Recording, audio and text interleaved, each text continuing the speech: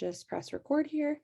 So good morning, everyone. Welcome to this Workforce Wednesday webinar. My name is Kirsten Bayer with the Illinois Center for Specialized Professional Support, or ICSPS. I know it is a mouthful, a full long acronym, but welcome to this morning's session for our trauma series. Today, we're going to be discussing vicarious trauma, and we're joined again by our presenters from the Illinois Collaboration on Youth, or ICOY, Jocelyn Vega, and then her colleague, Gabriella, and they're gonna introduce themselves a little bit and talk more and get into the presentation here in a second. Just wanted to go over some housekeeping items before we get started. This session is being recorded and it will be housed on the Workforce Wednesday webinar website, and I'll put that in the chat momentarily here. The recording and the presentation slide deck will be up there within about 48 hours. Give us some time for editing of the video. And you also will get that exact same URL link in your follow-up email tomorrow. So you can be on the lookout for that as well if you don't get a chance to get it down and copy it from the chat today.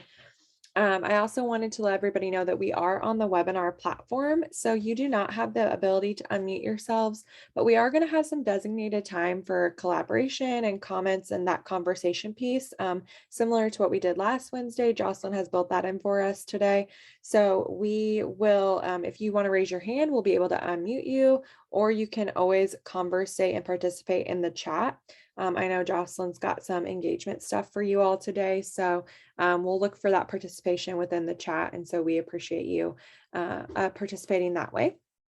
And then I'm going to start us off with our beginning workforce webinar polls this morning. So first, we just want to know, which partner do you represent with us this morning? If you're joining us from Title I, Title II, 3, 4, or if you best represent another WEO partner or stakeholder, or a state or local workforce innovation board.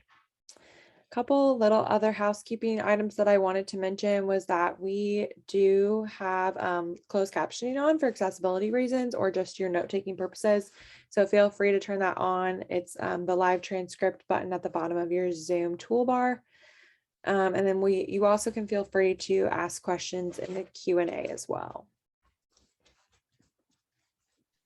So we'll give everyone a couple more seconds to answer this beginning poll here.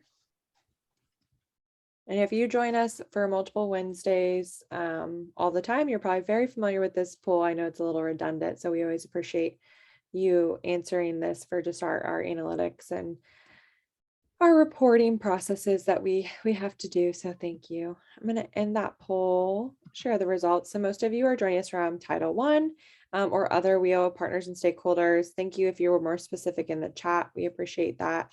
We always save the chat, so we'll have that documented as well. The next poll is just, where's your local area? So I know Jocelyn and Gabriella are joining us from up north in the Chicago area.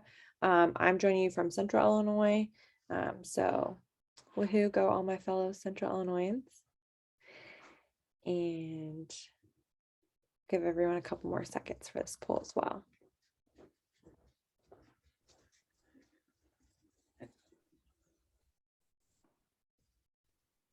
Okay, so let me go ahead and end the poll and share the results. Most of you are joining us from up north with Jocelyn and Gabriella, so you guys can bond over the weather there. Hopefully it's a little bit warmer today. It's a little bit warmer this afternoon or this morning than it was yesterday, right here in Central Illinois. Okay, so thank you so much for participating in those. I'm going to hand it off to Jocelyn to start the presentation. Thank you so much, and thank you so much everyone for being here today. I am so excited. I've been looking forward to today's presentation because last week was so great. Y'all really brought it, and such an honor to be here. Gabriella, how are you feeling with today's presentation? I'm feeling great. Thank you, Jocelyn. I'm very excited to be here and be part of this conversation this morning. Thank you. Definitely. And what are your thoughts on today's topic of vicarious trauma, Gabriella? I know with your background, former role that you had right before this current job was leading, COVID vaccine initiatives at various clinics, responding to the COVID pandemic. I know you're an expert when it comes to vicarious trauma, and could you just share with everyone, right, of why this time is important? Yeah, so I think it's a very important topic that most often either we don't recognize or we don't know enough about, but we all experience it at some extent in our work and our daily lives. And especially, with all of our recent events, the ongoing pandemic and just things going on around the world, and even just the overwhelming amount of work that's happening throughout all the workforce sectors. We all feel it. And I think that it's really important we talk about it, we identify it, and we just acknowledge that it's okay to feel vicarious trauma. But I am very excited to really dive into this conversation today and reflect on the impact it has on our daily lives. Definitely. And thank you so much, Gabrielle. I'm really looking forward to hearing from your expertise, with working in literally the middle of the pandemic and people looking to you for answers, right? I'm going to also bring my personal experiences. Vicarious trauma is very close to me, just because when I was working in domestic violence, it was for almost like over 2 years. I, in my own childhood, witnessed domestic violence and didn't really know what it was until I was much older. It was something very much normalized. And as a professional, working with people day in, out, people who you don't know, the conversations, the heaviness of all it, while volunteering at a hotline, right, a domestic violence hotline, so that I can support individuals, and then almost losing someone very close to my life to this form of violence while I was working in this job. I had no idea what vicarious trauma was. I knew about trauma, I knew about mental health, I knew, best practices for myself. But until I sat in a webinar, it wasn't a webinar, it was a training, this is pre-COVID. When I was sitting in a training in person, I was blown away by the lack of language information that I had. And it was a little bit overwhelming, I'll be honest, of kind of everything is happening at once. But then it truly helped me balance my personal life, understand what are my professional needs, and also recognizing what are the things that I can't and can control within my life, within my role, and my day-to-day. So we really invite you to take a seat, step back, be yourself. You're going to have access to this recording. But Gabriella and I are really coming from a personal, professional background when it comes to this. We want to hear from you. We want to know your questions. We want to make this available for you. So with that introduction, we're going to dive right in to who we are, which we just covered. Hashima, who you'll see very soon, is another of our amazing trauma specialists. And they're actually going to present, I think, in 2 weeks. So you'll see them and Gabriella kick it off for, I believe, trauma-informed supervision. So mark your calendars for that one, March 23. And, now we have a little icebreaker, right? It's springtime, ice is melting. Where's our group at today? And the question is, which is your favorite meal? So drop in the chat, what's your favorite? We got breakfast, lunch, dinner, breakfast for dinner. We also got do snacks count because, we all have that coworker who their meal is snacks. Gabriella, which one's your favorite? For sure, dinner. I think I really just look forward to that meal that just I'm able to enjoy with my family or friends. And I also just look forward to it after a long work day. So I'm just like, all right, I want like a nice meal waiting for me. So dinner for sure. Nice, definitely. Someone made me laugh in the chat of a second dinner. I love that. I gotta live that lifestyle. So really wonderful. We have Latina, clarifying Sunday dinner. That's something that stands out for them. And I see it. I see the Sunday dinner happening. Latina, I think that's beautiful. And thank you, everyone. We have Monique here at the end making me laugh with A, B, C, D, and E. So I'm loving it. And, Deborah, kicking us off at the end of C, right? Cooking out on the grill in the summertime. Definitely invite us. We want to be there. I love a good cookout. I'll bring the cornbread. As we now go into our objectives, right? So why are we here? What can we expect, right? One of the biggest things is the overview of trauma, which if you were here last week, you got a huge dive in. Congratulations. Now we're going to do a second lap. And this second lap is on vicarious trauma, which we'll get to know in a second. We also want to distinguish types of trauma to promote our better understanding. This is literally a perspective that, it's going to sound dramatic, I understand, but it was something that literally I would say, clarified and saved my mental life. You know, working in domestic violence, someone who I really love, experiencing extreme domestic violence, right? Working on the hotline of domestic violence, my own childhood experiencing domestic violence, like having this second thing literally saved me mentally during that point in my life. It didn't get rid of the problems, you know, it didn't undo what I was carrying and dealing with, but I felt like I was actually standing on something. I felt like I was actually able to say, hey, this experience actually has this connection to this word or this process. So just really, really want to echo that the second part, I'm going to deliver it from my heart because it truly helped me. And then the last ones, right, are how do we understand a systems perspective of vicarious trauma? So how are we caring for ourselves? What are our systems of care to maintain our well-being, as well as how are we as people, as co-workers, supporting one another? What is that social system of support looking like? And then at the end, right, we want to make sure that we're giving you some strategies of how self-care and collective care come together. So our self-care check is something that we always like to do. And Gabriella, I love this image. And what you want to say of this slide right here that we have? Yeah, I really think it's just a moment for us and for all of you. I invite you to take a moment to just pause, take a couple minutes, couple seconds to just be present with us. I know that there's a lot going on. You probably have emails, phone calls, people talking to you, just whatever your environment is, but really just immerse yourself in this presentation today and really just question and ask yourself, what do you need at this moment? What's going to ground you? What's going to help you accomplish whatever it is you want to today? And we also invite you all to, if you need to step out, if you need to take a break, that is welcome here as well. So just really engage your senses and whatever that means. If you need to get a cup of water, if you need more coffee, really just taking care of yourself and your needs is very, very important for us. Thank you, Gabriella, for that very important reminder. And I believe that's the most appropriate and best way to start any training, any activity, any learning time. How are you checking in with yourself before you take something else on? We're so great with taking stuff on. However, are we putting down other things that we were carrying in order to embrace what comes in this interaction?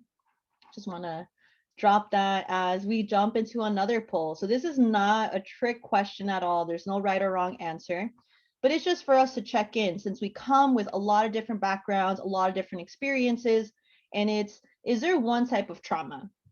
You know, this can be however you interpret it. Just checking in, right? No, yes, not sure. I'm seeing the chat box flood. I'm loving it. Thank you, everyone. And I would say that this question also depends on your culture, your upbringing, right? Maybe the field that you're in, maybe what you're exposed to, whether you see trauma in a professional lens, separate from a personal lens. Really, it's just how you understand it, right? So I'm loving it. I appreciate it. We have a quick follow-up.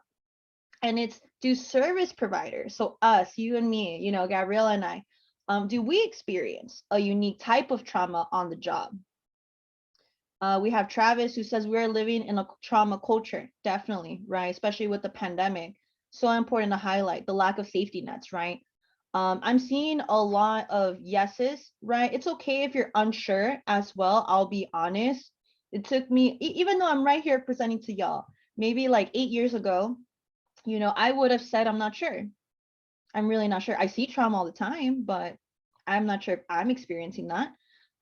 We have Moses who says the pandemic has changed the whole trauma genre. So definitely trauma looks so different right now than it has in the past. It's definitely evolved. Gabriella, what are your thoughts on this question? You know, especially your experience that I highlighted, working literally in the height of the pandemic, but also working with high schoolers and social emotional learning. What are your thoughts? Yeah, so I definitely agree that there are multiple types of trauma that we've experienced throughout our lifetime, right? Depending on our events and circumstances from our environment, where we grew up. You mentioned culture, but also even just the trauma that we experience from listening to other stories, and the trauma we hear from colleagues or friends or even our clients and the people that we serve. And I'm really excited to talk about this, right? Because we often don't have those opportunities and those moments to have that space to talk about the impact of caring for others has for us as individuals, right? We're expected to continue on with our lives, continue working and being with our family. But often we don't take that moment to reflect and really think about the way that listening to all these stories and taking in everything from our world is impacting us, our relationships, and our just work. Definitely, definitely.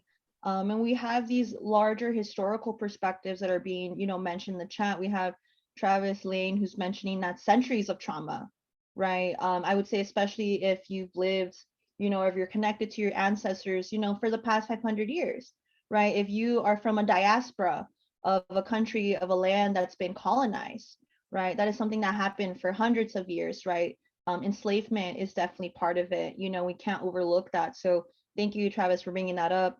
Sherry, bringing us that social media, right? The numerous strategies that individuals are self-posting or maybe don't get recognized on a larger, public level. Maybe it doesn't make the 10 o'clock news, but your neighbor, your friend, community from another place is showing you that. And it can be so graphic sometimes. And then if you're part of that community, right, let's say your identity is connected to them, it can feel really overwhelming to see your people, right, your community broadcasted over and over and over again. And that can be traumatizing, seeing violence inflicted to your people on such a public scale. So much coming up. And Reina Bryanson, I definitely am going to unmute you when it's time, because I literally want to hear from you when it comes to secondary trauma. I'm so glad you brought it up, and I can't wait to have a conversation with you. But first, let's just drop, back. Let's kind of sit in with what are some definitions. Gabriella, you are such a superstar when it comes to definitions. I really appreciate learning this from you. And can you walk us through this quote? Because when you were, just doing your thing, talking to me about vicarious trauma, I loved that you presented this. Can you maybe read it out loud for us and walk us through why do you start off vicarious trauma conversations in this way? Yeah, so I think like I mentioned earlier, we've all experienced it, whether we identify it or not, or see the signs of it is also very relevant and important, right? But the main reason why we're here and why I care about vicarious trauma is because we're all immersed in it. And I think we all said it in the chat, right? But this quote says, the expectation that we can be immersed in suffering and loss daily and not be touched by it is as unrealistic as expecting to be able to walk through water without getting wet, right? So what I really just want to highlight here is no matter where we work or our relationships, we all get wet in our work. We all are touched by the trauma, by the stories, by the things we witness and we see, right? And if we don't address it, if we don't talk about it, it's going to impact us as individuals. It's going to impact the staff that we work with, our colleagues. It's ultimately really going to have a huge impact on the services that the organizations you're part of deliver.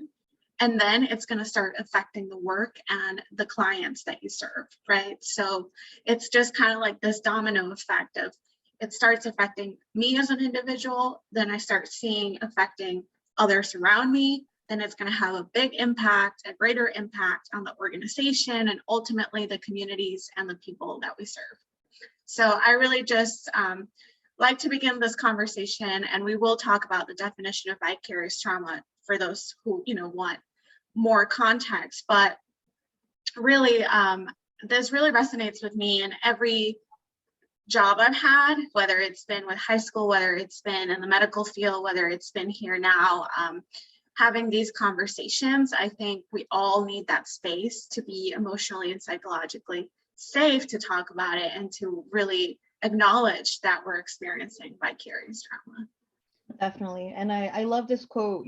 For me, I didn't learn this quote until Gabriella, joined the team, but it really taught me that even when we feel powerless, even though we feel like we don't really impact or have an influence, how we show up, how we feel, how we listen is felt by others. And very importantly, it's felt by ourselves. Like, we can't overlook that. And, to throw it to our last training, our bodies, y'all, our bodies, over 70% are made out of water. So when we think about emotions, when we think about words, when we think about feelings, all of that moves through you physically. When you see someone's body language, tone change, whatever's going on with them, virtually, in person, you feel that your body kind of processes that information and could get tense, right? You can notice your voice shivers, whatever it is. You have a physical reaction to trauma. It's not just mentally what you're professional with, it's you as a human, literally surrounded by this water, inside and out. I want to pause really quickly and ask if anyone wants to raise their hand and share, what is your reaction to this specific quote? When you see this quote, what is coming to your mind? Giving people a second. If you want to unmute, you just got to raise your hand and I'll call on you. So just giving people that second. No pressure. Can also be a moment of silence to take this in.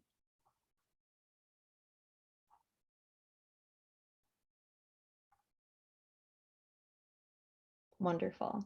We'll definitely have more opportunities. Sherry, you got it. I'm going to unmute you now. I would say if we're not affected by some human type of way, when we're listening to the situation of another person, then we're in the wrong job. And clearly we've all stayed in our jobs because we can handle this, we can empathize, and we do want to make a difference. Beautiful. Thank you so much for that. And it was beautiful hearing from you today. Hope to hear from you soon. So, who else? Just want to open the floor a little bit longer if anyone else wants to. We have Travis Lane. I'm going to open it up. And again, this is regarding this specific quote. You can unmute. Go for it.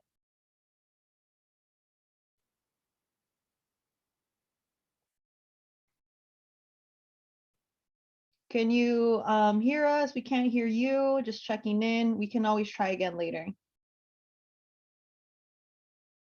All right, we're going to come back to you, Travis. I apologize. I'm going to unmute someone else. All right, feel free to go for it, Moses. Okay. Yes. Okay. So you know what? Okay. I'm sorry. You're good. Welcome. I was about to turn the camera on, but that's okay. Okay, here we go. No, when I'm thinking about this one, this quote makes me think about the second half of the quote, which I guess is why I'm kind of here to learn, to learn how to get dry. That's what I'm thinking about. The second part of the quote, yeah. So we are in our jobs, we do hear about suffering and loss and problems, and a lot of some mental instability and just not being able to deal with problems step by step, or what people, I go home and I tell my wife and my daughter about some of the things that I hear going on in clients' lives, and then they tell me, sometimes they're not in this business, so they say, well, why didn't they do this and why didn't they do that, and how come they're not thinking straight? And I'm like, listen, people, these people have a lot of going through a lot of things. They got a lot of trauma, and of course, I mean, not of course, but sometimes you can't think things clearly, So I try to tell, and that helps me understand. That helps me, I guess, stay dry or get as dry as possible, is knowing and understanding what people have been through, and that it's continuous trauma. It's not just past trauma. It's past.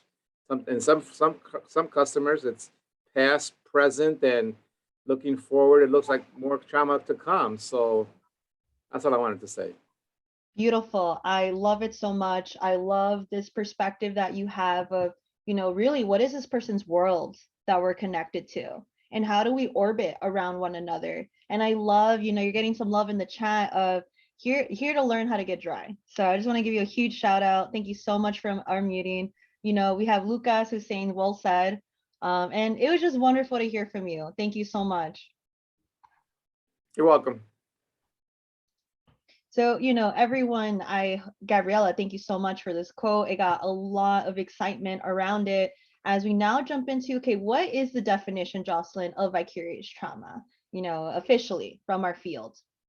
So I'm going to read this to you, and it says vicarious trauma refers to the cumulative effect of working with survivors, right, of the traumatic events. When we engage empathetically with survivors, it can include a lot of changes.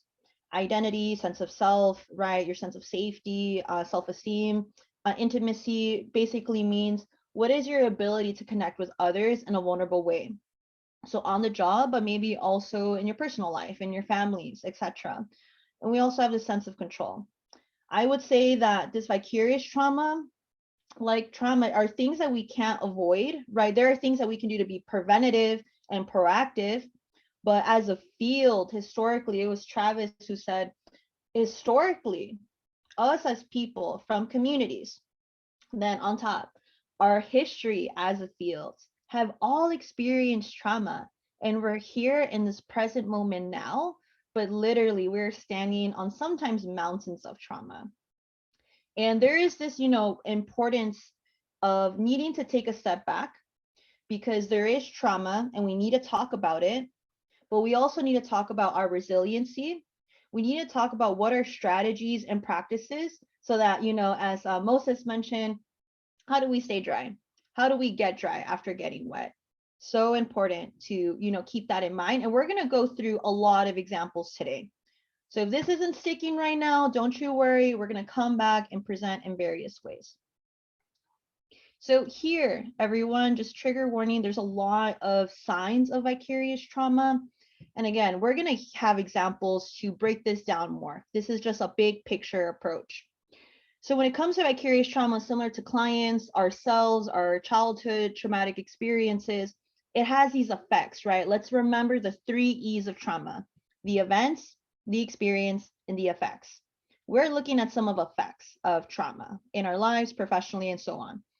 Whether it's emotional, spiritual, physical, behavioral, these are so many things to consider. And there's nothing wrong with you if you say, wow, Jocelyn, I see myself on some of these bullet points.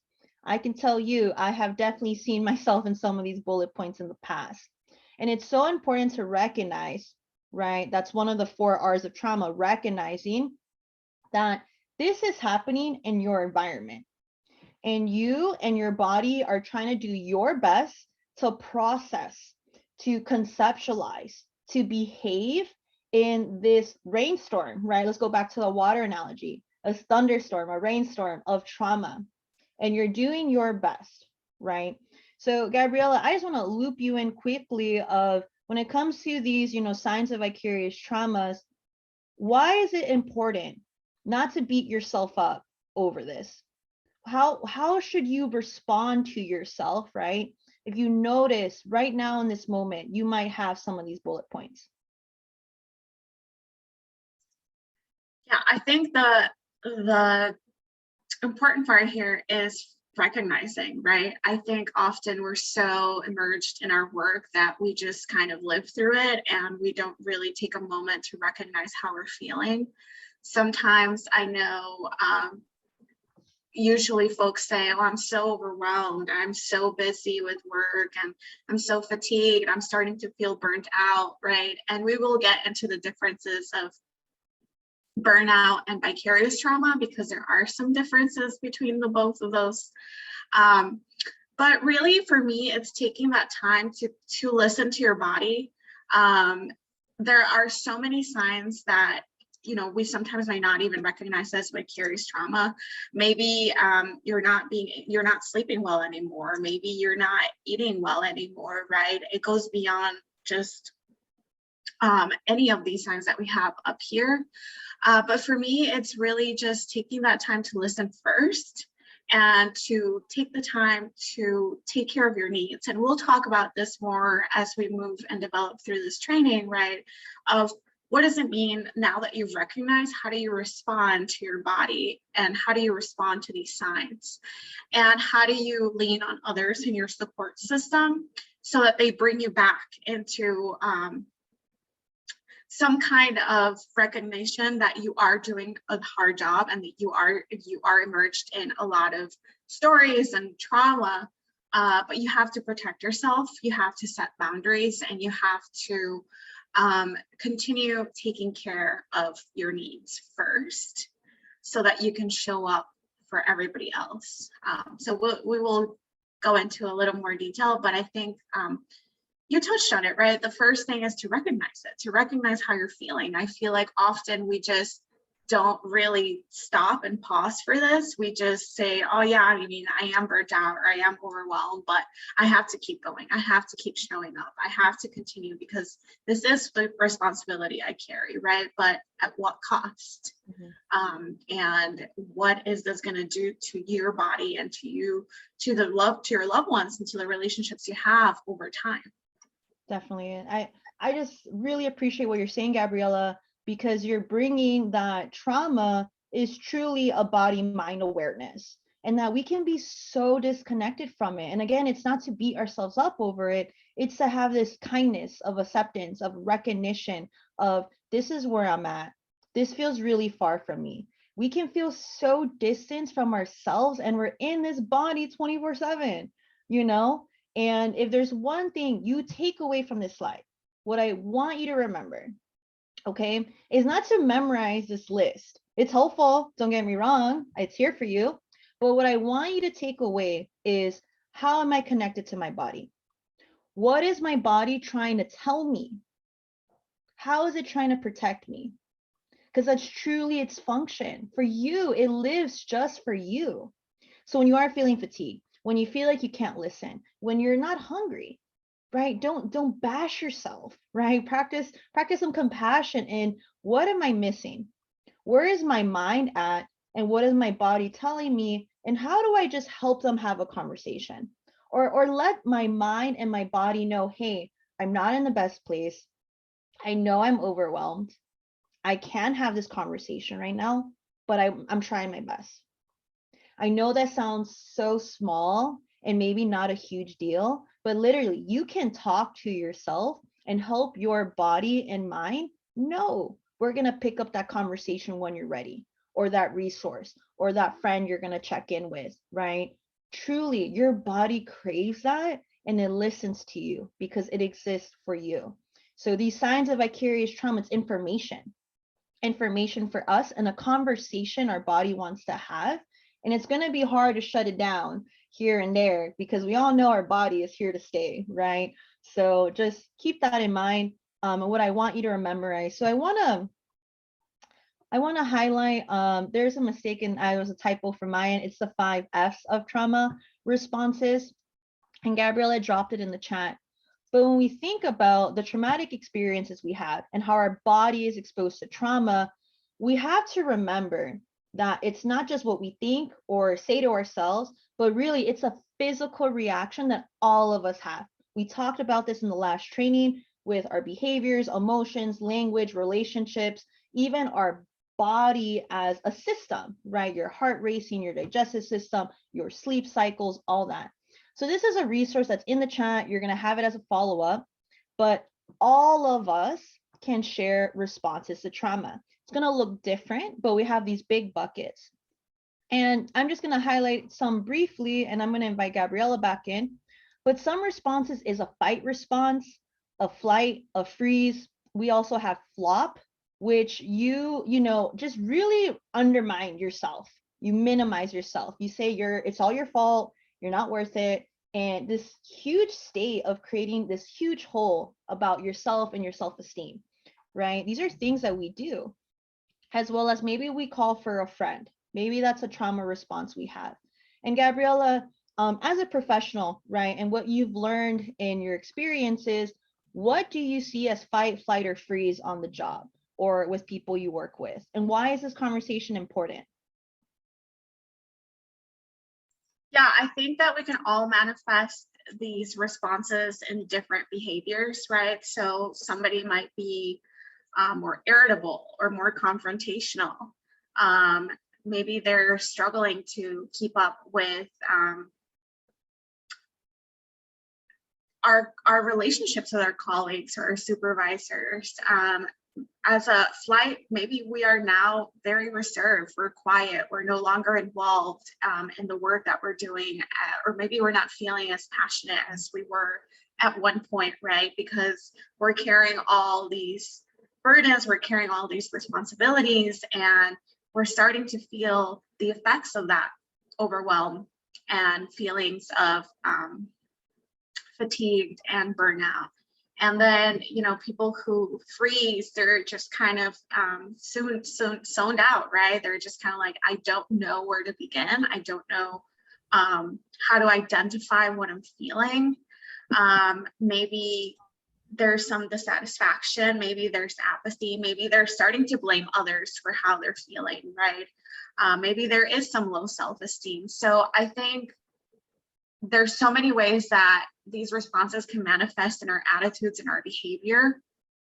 And sometimes if we don't think about it in a trauma lens, we just categorize it as negative behaviors, or like, oh, this person is just being negative, or this person no longer wants to be part of this team, or this person, you know, we always see it as a negative attitude, but we really have to take the time to ask why.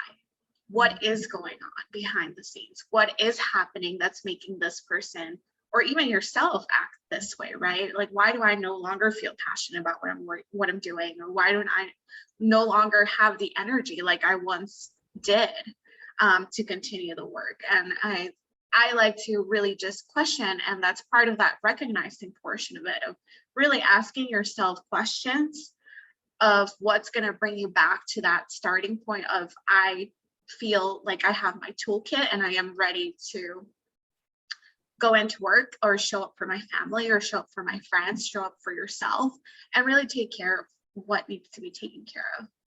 Definitely. And Gabriela, I love what you're saying, you know, about being informed of our trauma responses, because it's not only going to help us professionally, but also as human beings and, you know, living in trauma, the relationships we have with others. I want to say that with our trauma responses, as Gabriela said, don't think about it as a negative. Don't think about it as a deficit you have. This is literally kind of a response you have, and it's part of us. Each and every one of us can say, hey, I've been in some fight modes.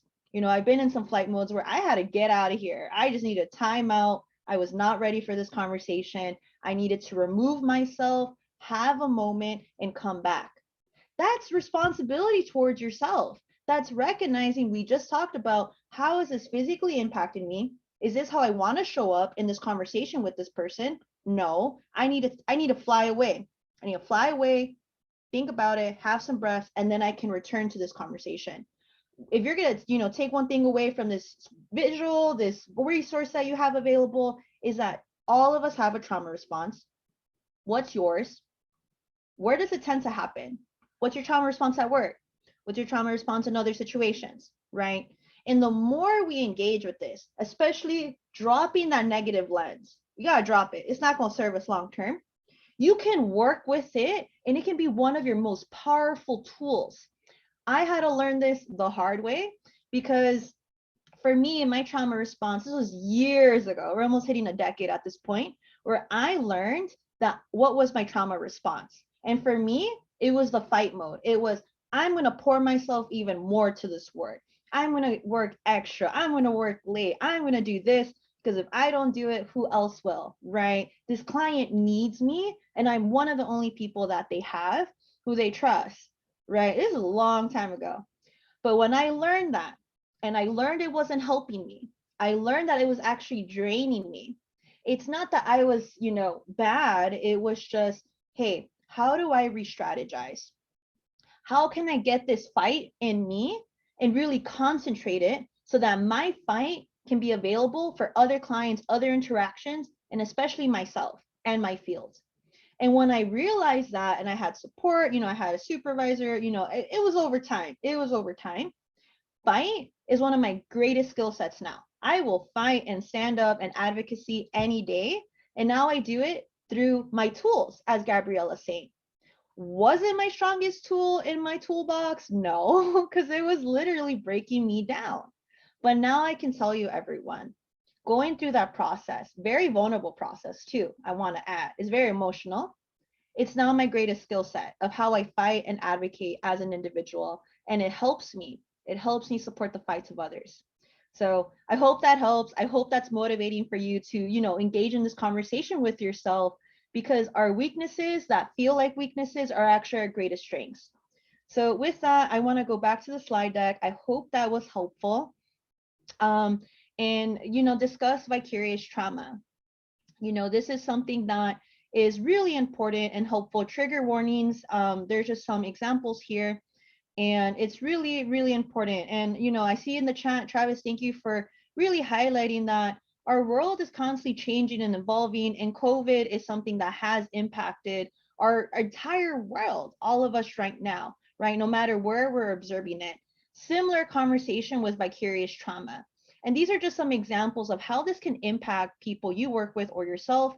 One example, I'll highlight this because I've experienced it, is this middle option of a social worker whose favorite way to relax is spending time with their children, wishes that they would go away. It's truly a really hard feeling, and it's something we might have faced where you are so depleted, you don't have energy for literally those around you after caring, really listening to others, and then maybe you're not, supported at your own home. Maybe there's so much you got to do that you're falling behind of, and it can be really hard. And, just want to acknowledge that if you're ever in any of these situations, again, it's not what's wrong with you, it's asking yourself, what's happening around me? Gabriella, you mentioned earlier, and I love what you said of what is a conversation you're having with yourself?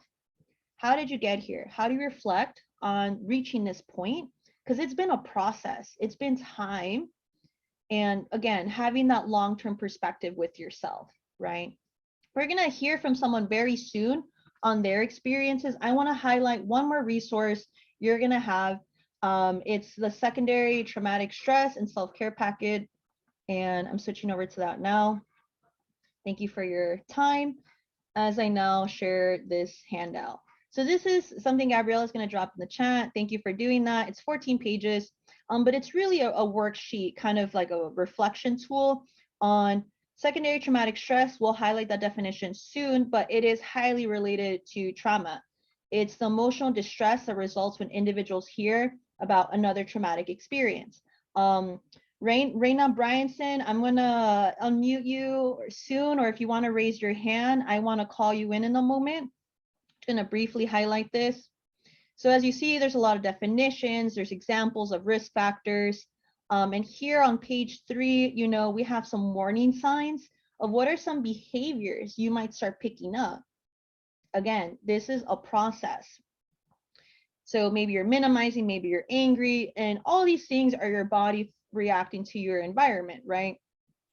And then it goes into some tools. I'm not going to highlight all of them, but they really focus on, as a staff member, how are you caring for yourself? There's one here that talks about a school self-care plan. However, it's something that you can use even if you're not working at a school. It highlights how you need to collectively work with your peers in order to sustain everyone's well-being. We all have a piece to contribute. So here again, just to clarify, says what your school can do. This is what your organization can do. Just make that mental shift. And then what are things that you can do as an individual? Nicole, yes, you will get a copy of it. It's in the chat. I'll also follow up with Kirsten so that the resources are on the website. We just need some time. But what I want you to take away from this visual right now is there are things that you can do for yourself, but there are also things we need to do collectively as peers, as teams, and that truly changes and can help our environments, right? Any action is not too small. So here, for example, it says self-care plan. And as we're talking about, how do you recognize the warning signs that you might be exposed to trauma or experiencing vicarious trauma? Again, do this when you feel safe and comfortable. And maybe you do this as a way to organize yourself, honor yourself. Maybe you buy yourself your favorite snack, to go back to our icebreaker, right? So if you're noticing, hey, I'm experiencing more anxiety, or I'm concerned about my safety, right? Maybe this is a yes or no, you're unsure. How do you describe it? Is this coming up during certain interactions? Is this coming up on phone calls? Is this when you have to tell people bad news, right? So yes, it's not a link. It is a PDF in the chat box. You would have to click on the message. It's titled TSS_building_handout. Let me know if that helps. But you have to click on it. If you're on your phone, maybe it's not going to show up, but we'll make sure it's in the email if that helps. I'll make sure that happens. So thank you everyone for, exploring this. This document has 14, other examples. It's a full 14 pages. Want to highlight that, give you these tools. I want to play a brief video on vicarious trauma and hearing from a survivor, someone who has been in the field. So just trigger warning, they mentioned suicide, giving people that mental moment, but it's how they realize at an extreme point they were experiencing vicarious trauma, hadn't addressed it, and were actually undermining themselves throughout the entire time. I have no doubt that all of you have so much more insight and personal awareness than I did back in the day, and that for those of you who know what this toll is, and when you feel this toll, either because of what's going on in your personal lives or on the job, that you're able to identify it. But I was not at all able to identify it. So it was about 10 years into my career when a critical mass of people started kind of getting up in my face doing that, hey Laura, you're tripping, you should take some time off. And I'm sure somebody said something earlier than 10 years in, but I was very stubborn and successfully ignored them. But 10 years in is when there was a critical mass of people up in my grill really begging me to look at this. And what some of you will appreciate is that a number of those people were clients I was serving, which you can imagine is always so disconcerting. Survivors of domestic violence living in a shelter who can't go anywhere, begging me not to come to work. So people were doing their due diligence, right? But at the time, I was so arrogant, I was incredibly cocky, and I was entirely self-righteous. I was doing God's work. You could either step up and help me do God's work, or you could step off. But I was definitely not gonna have a conversation with you about how I was affected by my job. And like many of you possibly, I was raised in a number of traditions that implicitly and explicitly communicated, if you care enough about what you're doing, if you are down with your cause enough, if it matters enough to you, you're going to suck it up. So this whole conversation about how to sustain was not something I was engaging in. But finally, the pressure mounted, I caved. I didn't take any significant time off, but compromised. We took a short trip, went to visit our family who lived in the Caribbean. So on a particular day, we head out as a family on this hike, and we get halfway through our hike, and we summit what we wanted to summit, and there we are standing on the top of these cliffs, right? So the family's gathered around, tiny Caribbean island, standing on the top of these cliffs, looking out. The first thing I remember thinking was, this is so beautiful. The second thing I immediately thought was, I wonder how many people have killed themselves by jumping off of these cliffs, right? And at the time, I worked at Harborview Hospital, which is the level 1 trauma center for the whole Northwest. So it wasn't my own suicidality at play anymore. It was because of the years of bearing witness to others suffering that naturally, instinctually, one starts triaging, of course, right? So you start thinking, where would the helicopter land? Does the helicopter land on the cliff, and would you belay down to the person on the beach? Would the helicopter actually land on the beach? Is there a level 1 trauma center in the Caribbean, you ask yourself? Do they fly you to Miami? Would they stop you in customs? You kind of go through the whole thing, right? So I said this out loud because I was merely presuming I was just giving voice to inevitably what was going to come up in a family conversation, because who stands on top of a cliff and does not wonder where the nearest level 1 trauma center is? But apparently in my family, nobody was thinking that. So it got even quieter than it had been. Really long, very uncomfortable pause happened. And ultimately it was my stepfather-in-law who said, are you sure all this trauma work hasn't gotten to you? And honestly, this was the first moment I had any insight into, check it out. There are people who can go on a hike and not wonder where the nearest level 1 trauma center is. But I'll tell you, it wasn't me, it wasn't anybody I was hanging out with, right? Because one of the things about this toll is it's slow moving. It is very hard to gauge over time, individually and collectively, if we are being affected by what we're exposed to. And also what happens is we get very isolated. So this was one of those moments that maybe you've had where kind of everything starts flooding in, right? Pause it. There's a full length video. We'll make sure that we follow up. I want to invite Reina, if you're open to talk about some secondary trauma that you mentioned earlier. No pressure if you change your mind, but I think this would be a great follow-up to our video of how we were exposed to trauma, and that can be a secondary effect on us. So Reina, feel free to unmute, go for it. Okay, how are you? Good, I'm I so just wanted excited. to, when I was listening to the presentation, first of all, I want to say that the presentation has offered some very valuable information. And that is so critical in the line of work that we are doing and have been exposed to. When I looked at the vicarious trauma, I thought about how it's synonymous to secondary trauma at some level. And it's prolonged exposure to the details of another person. And working in the social services field, you hear a lot of these different conversations, tragic stories, and all of these the stories, situations that we hear on a regular basis could impact us. A lot of times we don't know at what level it impacts us, because some of us are not familiar with vicarious trauma or secondary trauma. But it's just critical to know that if you are in the environment where you're consistently hearing tragic stories, like you shared a story earlier with domestic violence, at some level, we're going to think about it. We might even carry it with us. It may be related to some other things that are going on in our lives, different levels of trauma. So I just wanted to just mention that, how important it is and how we can be impacted by secondary trauma and not realize it.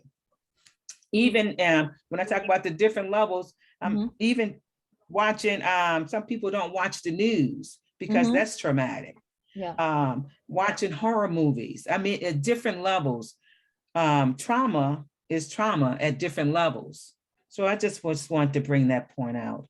But I thank you so much for sharing all of that information. It's so valuable. And I'm so grateful too that we're at a point now in our lives now that we are talking more about mental health issues, trauma, and everything that impact us in a way that makes us behave differently. It makes us, or it impacts the way we think and do things. So the realization of mental health is real at all levels. So I'm just grateful for that. That's all I have to share.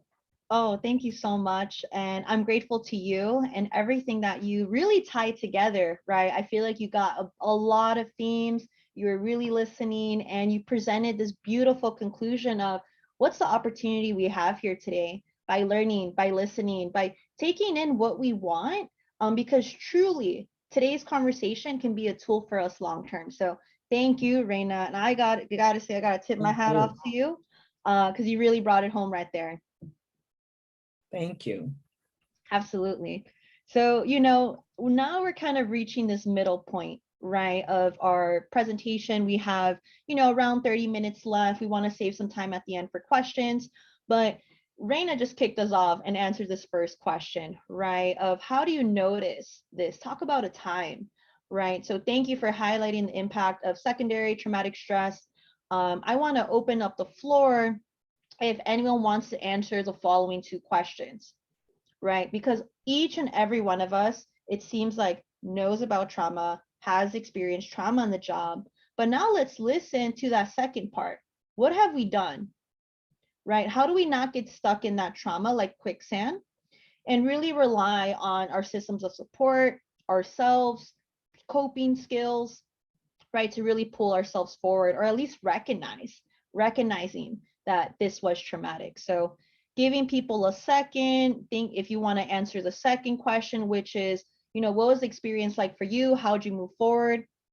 Or, this third one overlaps a lot, right? That within your work, what are tools that you have for yourself when you're exposed to trauma? So again, just raise your hand. I will call on you, or just journal or scribble to yourself, right? Stephanie, I'm so excited to hear from you. I'm going to unmute you now. Go for it. Thank you. Of course. I'm so happy that I'm a part of this this presentation. This is really good information. I most definitely will be sharing with my team members here at the YWCA. But I just wanted to say in regards to the trauma, the pandemic has caused anxiety for me to be at its all-time high. Mm-hmm. Very traumatic with just the number of family members.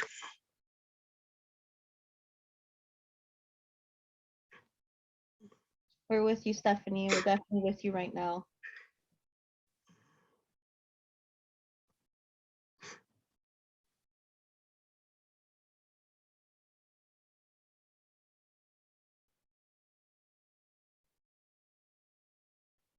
Stephanie, we will be right here for you. Please take this moment for yourself, right? As you're highlighting the weight, the impact, the loss. I know we're not there with you, but I have people, in the chat who are saying that they're sorry, that they're here for you, and that, whenever you're ready, right? I would love to also check in with you, right? And just offer you that what you're doing, what you're sharing is so important. And thank you for trusting us as an audience, as a crew, and being here for you, right? I have Lucas, I have Erica, I have everyone, sharing that we have your back.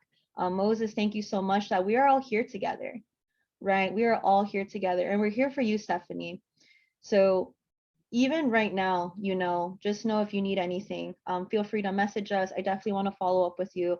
Today you still got some love coming into this chat, and that's all towards you. You got so many people miles away from you who are here for you, right? We have Monique who's sharing the emotions are real, right? Taking your time, people thanking you for sharing. Thank you for being this leader for us, right? As we talk about the weight of this and all this has. So feel free to jump in whenever, Stephanie, no pressure, but just know we're right here for you. So a lot of love in this chat. And I just want to invite anyone, right? If you want, what are some tools that you have to move forward? What are things that you've done for yourself? So no pressure, take your time, raise your hand.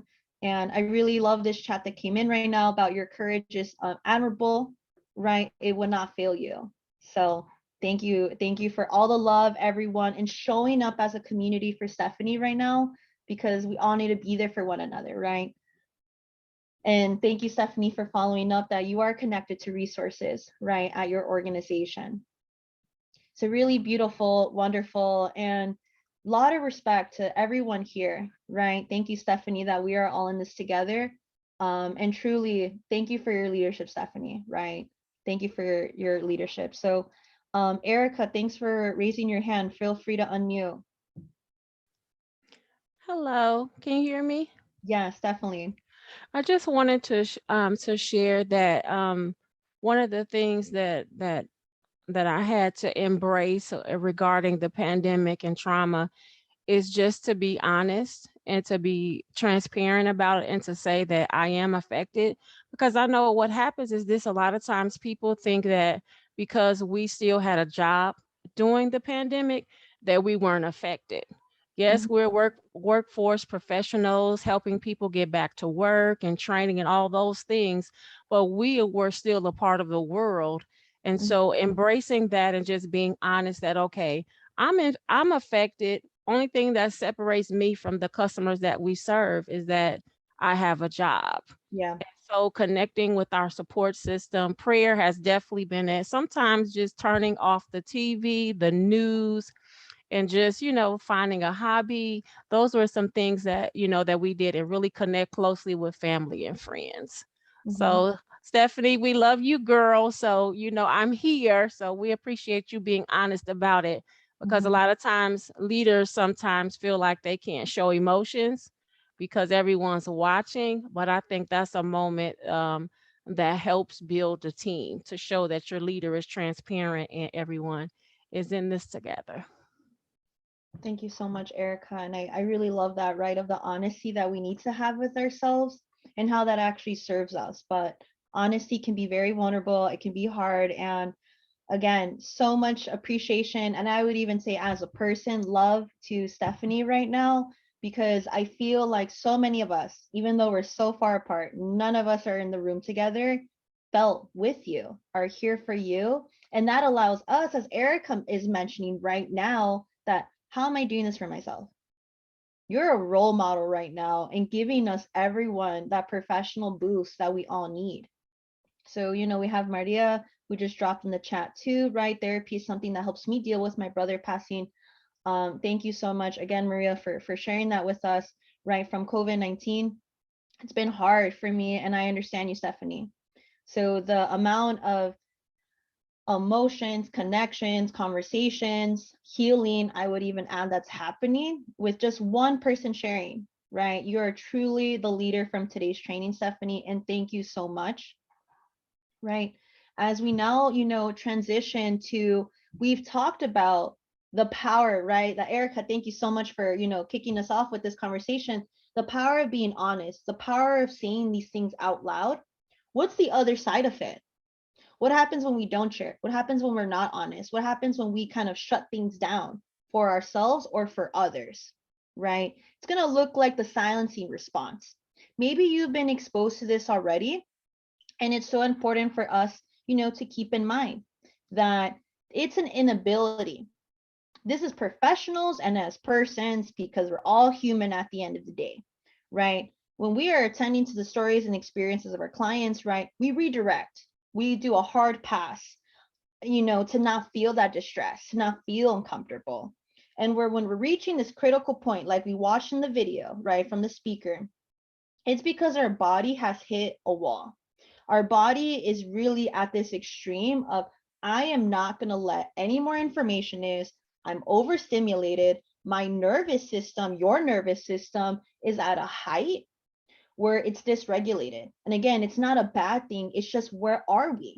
So when we as providers, family members, caregivers are in this silencing response, it can look like a lot of different behaviors, right? We can be angry. We can be upset. We have healed that. Thank you so much. The buildup, right? It's a matter of time that you're going to explode. Your body is incredible and it can do so much, but it can only hold on for so long. Right? When you're thinking about your nervous system, the impact of stress, right? The disconnection from physical activity, or, disconnection from our food, we will blow up to some extent.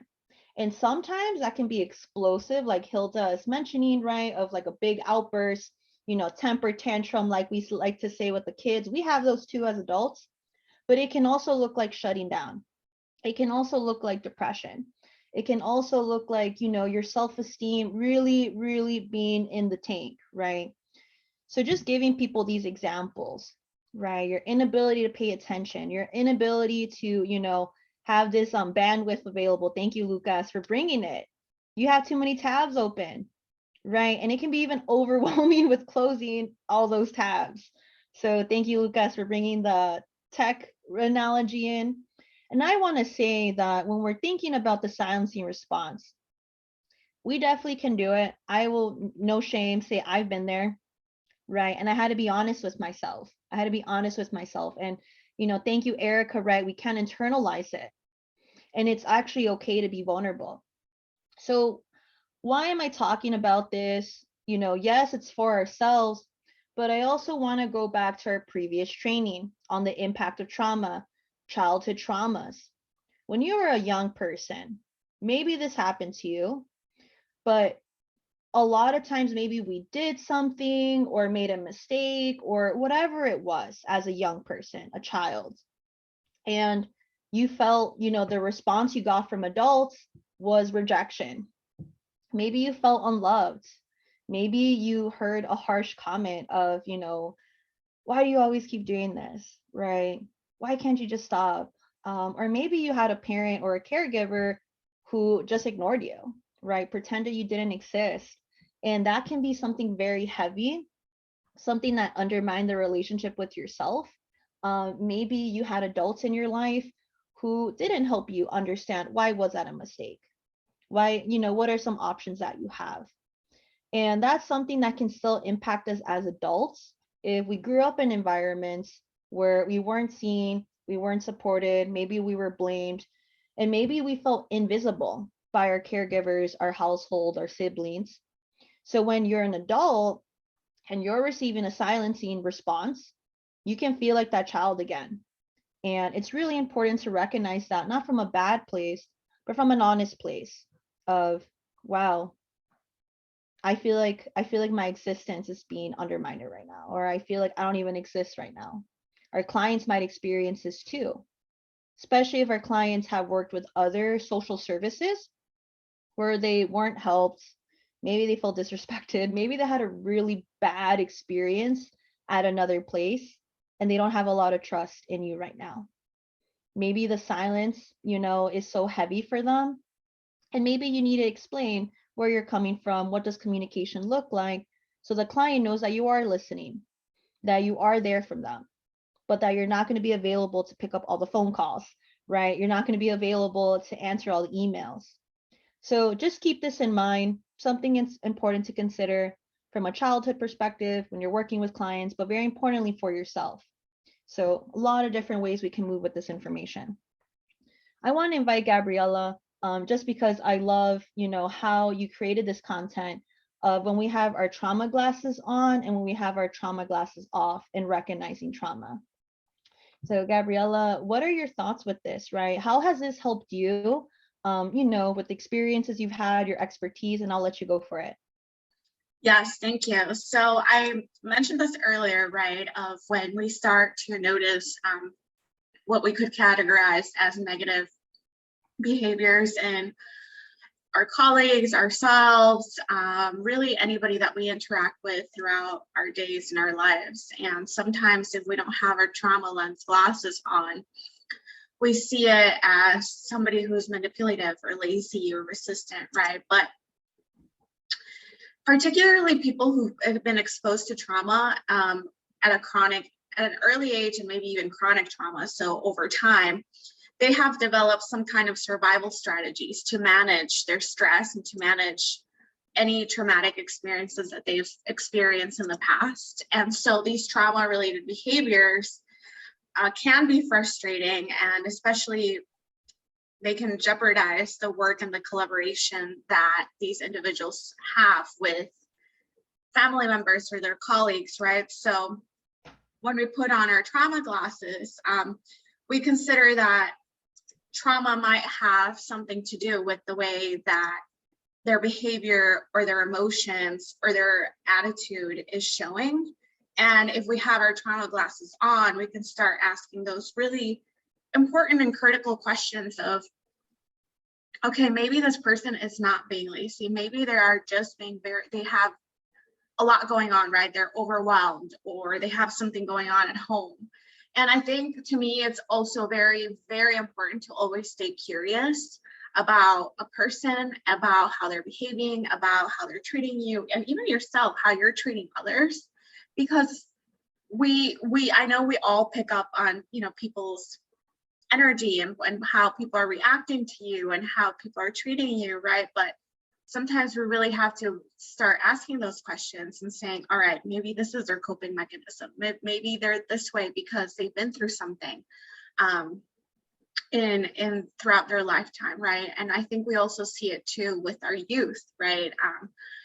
Whether or not you're a parent or you have somebody in your life who's a youth, and sometimes they're reserved, or sometimes it takes time for them to warm up to meet somebody new.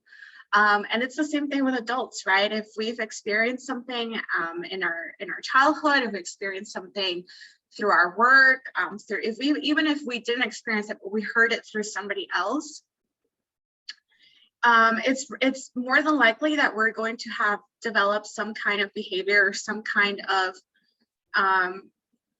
strategy to cope with this event or to cope with any feelings or emotions that might trigger something negative. So I just wanted to really put some, thought into this. And I really like to think of this slide often too in all of the work that we do, right? Because sometimes we may even have clients who can frustrate us, right? And they're like, oh, but why are they acting this way? Or like, I literally told them 100 times, this is why it's important, and they still are not listening, right? So it's just kind of taking that step and that time to pause and say, all right, it's not me, it's something greater, and it's something that maybe they're going through that we may not know. Definitely. And thank you so much, Gabriella. I definitely recommend returning to this slide. You're going to have access to all this information. So maybe this could be helpful, and maybe you reflect on those moments that you put on those trauma glasses and you had those aha, instances, and what that was for you. Like when you have those aha moments or a perspective shifts, or you learn something, especially about trauma, we got to give it a home. We got to give it honor. We got to give it some credit, because this is experiences that can help us, will help us to serve others in the future. So we've been in this training for over like an hour and 12 minutes at this point. I just want to give everyone a 1 minute, just mental break, a lot of information. Just take a step back, and I'm just going to push play. And again, this is for a minute. You can close your eyes. You can just relax, take some deep breaths, and I'm going to push play now.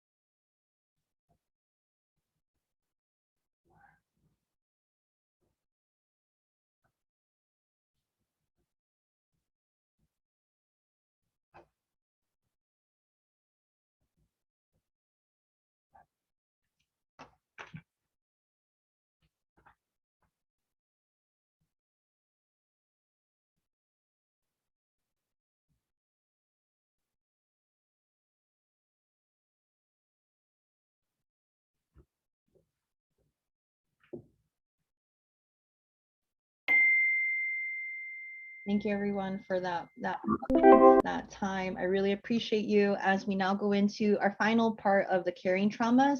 So this is something we've highlighted already. It's just to recap, right, of trauma and how it's showing up. So there are specific traumas that we have, to go back to our icebreaker, right, that we experience this primary, right, we experience something traumatic on the job. Secondary, as our wonderful friend Reina mentioned, as well as organizational stress. We've talked about so far how this has impacted us as a process and our perspectives. And there are some, negative and positive experiences that come from this, right? I think one of the positive experiences I had from experiencing and learning about vicarious trauma, back then, was that it taught me the importance of relationships. Even though I was in domestic violence, saw relationships falling apart, saw violence in the relationships, I really learned that relationships are fundamental, that the relationships that this person has, my client, with themselves, with our services, the relation that they have with their understanding of what this process is like. What are some challenges coming up? What has been their strengths and success? It are some of the ways that I was able to address the carrying traumas on the job, right? So we have a question, Latina. I'm going to let Gabriella or Kirsten answer it. I'll make sure that you get that information of the recordings in the slide. Absolutely. So again, we love our definitions here and just providing some examples, right? We want to distinguish the types of trauma. So secondary, compassion fatigue, burnt out, everything so far that we've mentioned. And I just want to say that burnout is something that's been very normalized in our workplace culture, society, This is something global that's happening.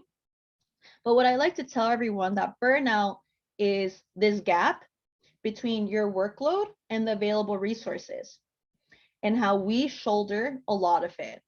And I would say if you're experiencing burnout, or if you're a supervisor worried about burnout of your staff, it's taking an analysis of the capacity. It's looking at your time.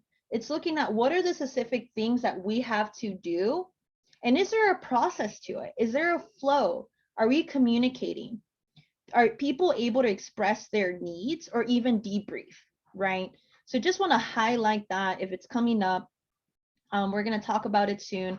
I want to play a video here again to just validate the emotional strength that each and every one of you have, but also where it comes from, right? As we discuss vicarious trauma, as I push play now.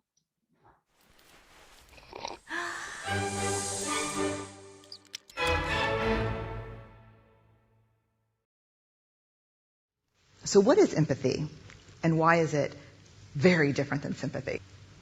Empathy fuels connection. Sympathy drives disconnection. Empathy, it's very interesting. Teresa Wiseman is a nursing scholar who studied professions, very diverse professions where empathy is relevant, and came up with 4 qualities of empathy. Perspective taking, the ability to take the perspective of another person or recognize their perspective as their truth. Staying out of judgment, not easy when you enjoy it as much as most of us do. Recognizing emotion in other people and then communicating that. Empathy is feeling with people. And to me, I always think of empathy as this kind of sacred space when someone's kind of in a deep hole and they shout out from the bottom and they say, I'm stuck, it's dark, I'm overwhelmed. And then we look and we say, hey, you can climb down. I know what it's like down here, and you're not alone. Sympathy is, ooh, it's bad, no, you want a sandwich? Empathy is a choice, and it's a vulnerable choice, because in order to connect with you, I have to connect with something in myself that knows that feeling. Rarely, if ever, does an empathic response begin with at least.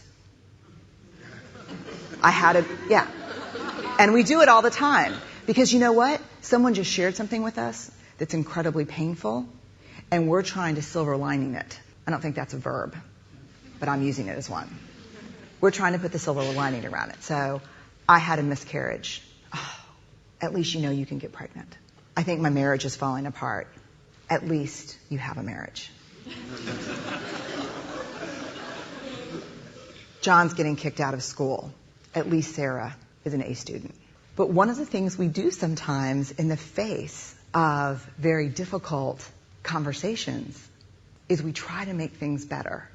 If I share something with you that's very difficult, I'd rather you say, I don't even know what to say right now, I'm just so glad you told me. Because the truth is, rarely can a response make something better. What makes something better is connection. Thank you everyone for watching that with me. I really appreciate your time as we're, coming near the end. And, this is another quote that we just want to have of, I'm not going to read it, but if there's a strategy, right? You got it, Moses, right? That we can't make things better. We can't undo the trauma, but what we can do is be here. Be here exactly who you are. And that starts with showing up for yourself, right? That connection that was mentioned. And I feel like within that connection, it's really important for you to stay grounded in your connection. In order for you to connect with others, are you secured, right? Are you balanced? Are you ready to jump in that conversation, right? It's kind of like a bungee cord. That's how I would describe my job in crisis intervention, right? It's a bungee cord. For me to stretch and make it to someone's world, help them, listen, be there, connect them with processes, my bungee cord has to be secured. It has to be attached. And one thing that I would do, right, because what we learned from this video right now is that we can't always put a silver lining on everything. Also, clients might not appreciate that. And it can be traumatizing, right, of someone trying to give you this positive perspective, which there's a time and place for. But sometimes people just really need to be heard. especially considering our clients being an adult in the United States. We don't have a lot of spaces where we can be vulnerable, even asking for help, saying that we don't understand something. So empathy is this powerful tool, but it's only a tool of many other things that you can't do and can do. So when we're thinking about just making sure these notifications go away, one thing I want you to ask, when that video, we were talking about empathy for the client, right? And what you do for that person, but how empathetic are you to yourself? What does that look like? And if you're being really hard on yourself, this is a strategy. I had to learn this the hard way. When you're hearing that inner critic kind of get louder, or how you bash on yourself or whatever word you use, say it out loud. Say it out loud to yourself, and then ask yourself, would I tell this to a client? Would I tell this to a loved one? Probably not. So why are we saying that to ourselves? And can we take a step back into what is the message my body, my mind is trying to tell me in this moment of frustration? What do I physically need or emotionally need, right? This happens, this is here. So instead of shutting it down or beating yourself up, how do we work with this reality, right? That we are entering people's worlds. As you know, we close off with compassion fatigue. This is something that we've talked about, just pulling up all the resources, but it's a process, as we mentioned. We can start off very excited. We can experience irritability in our job. We might withdraw within our job too, in order to protect ourselves. And sometimes it's not a conscious choice. It's literally our body shutting down and disassociating. We can hit this fork in the road where, we take an opportunity, right? Or connect with our support systems in order to renew ourselves, in order to rescue ourselves. Because if we don't, it's going to be a vicious cycle of vicarious trauma. And unfortunately, right, the trauma is not going to go away. And what we can do is recognize, honor, respond to what our needs are, who we are, and how wonderful you are as a person, right? Instead of this really harsh critic. So here are some signs of compassion fatigue you might see in your role, in your organization, because when individuals, enough of them are impacted by vicarious trauma, it's not just that individual worker. It's going to impact your team. It's going to impact how y'all communicate. If there's issues that come up, right? The workplace is a place that's built by people. So one of the biggest things I want to highlight that I learned from one of these strategies is really allowing people to process. If something happens, if there's a change in expectations, how are we as a group of workers understanding this change? Where we are, where we're going to, and what's expected from me? That's sometimes missed so fast because we're trying to make the next thing happen. But one thing I learned about compassion fatigue, vicarious trauma, is that we need to engage with one another. And that's going to take us now to this final section for self-care and collective care. Thank you so much. As we're reaching this end, we're going to skip this video for now. We're going to send it in the email, but it's really highlighting with vicarious trauma, with burnt out, how are we keeping our clients centered? How are we focusing on the experiences that they have in order to remain attentive on this job, on this role? It's kind of like a mind shift a little bit, and I'm so excited for you to watch it in the email coming up. So a little bit of homework. And these are some examples of ways that we can respond to vicarious trauma in our job, whether as an individual with the boundaries we have, as an organization, right? What are things that we need to do or grow? Again, it's not homework, but things I really want you to imagine and take away with. And then as a society, right? There's a huge mix match between the work we do and how we're recognized in the larger whole, right? We also talked about political climates, media violence. All these things are factors to vicarious trauma, but are we talking about this? Do I have a coworker who I have conversations with? Not all the time, right? As we go into this self-care piece, right? What are some intentional actions that you take for yourself, whether it's emotional, mental, physical, to address the symptoms of vicarious trauma? Sometimes it's going to be not doing anything at all because you truly need to rest, and that's okay. We also have here domains of self-care. Gabriella is going to drop a resource in the chat, and we'll make sure that this is in the email. But when it comes to your well-being or how stress impacts you, it's very important to take a past, present, and future perspective of this. And also to break down and feel less overwhelmed with self-care, because I've definitely been there. What is an element of you that you want to give more attention to? Or maybe it's an element of yourself that is being impacted right now.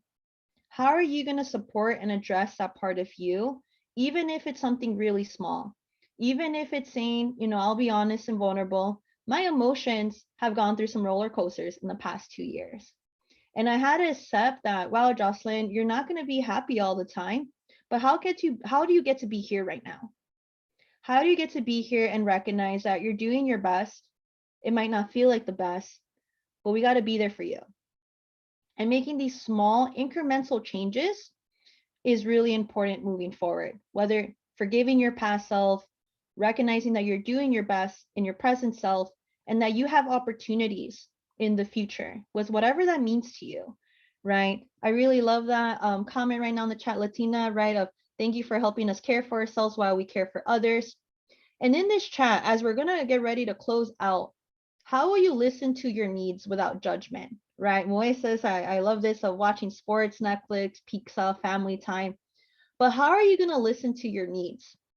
Write this down in your journal, return to this slide, but think about it. Think about it, and I hope this supports you on your journey of how do we do this moving forward? How do we do this without hitting that wall? How can we do this when we're feeling our best and we're thriving? Because that's when we need to have these conversations, not just when things are getting tough. So important to recognize. And as we get ready to close, which, you know, it's been awesome, it's been incredible, and I'll see you next week with Gabriella.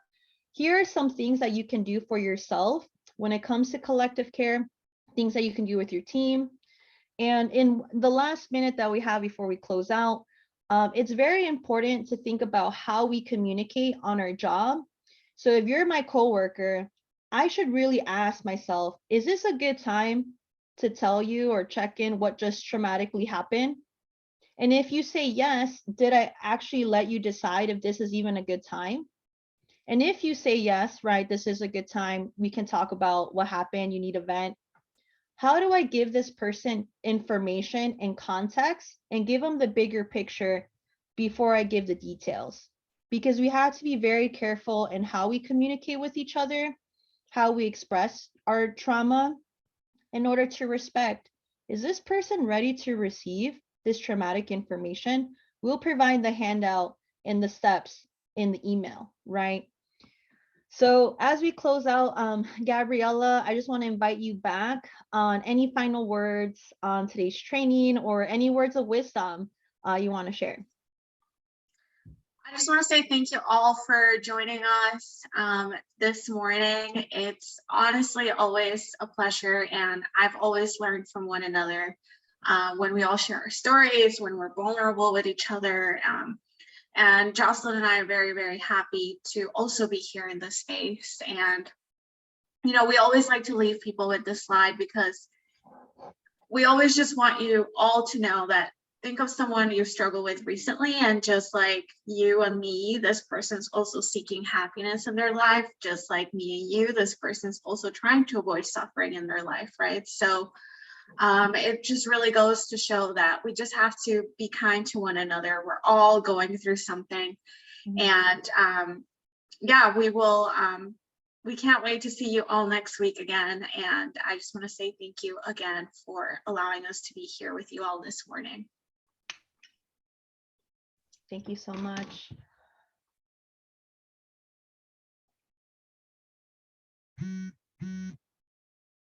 I know people have to head out now. So excited. Kirsten, do you have any final words, any updates from your end? I do not. I just wanted to remind everyone that there will be a follow-up email tomorrow with the link where you can find the recording, all the documents, all the resources that Jocelyn and Gabriella have talked about today. And we also will have a follow-up survey in that email. So if you could provide us with any feedback about today's session, or any future topics that you might be interested in for Workforce Wednesday webinars, we definitely would appreciate that. If you do not have, or if you have not registered for next week's session, you can feel free to do so on our website. Is on our calendar events is all of the registration links. I'll put that in the chat now.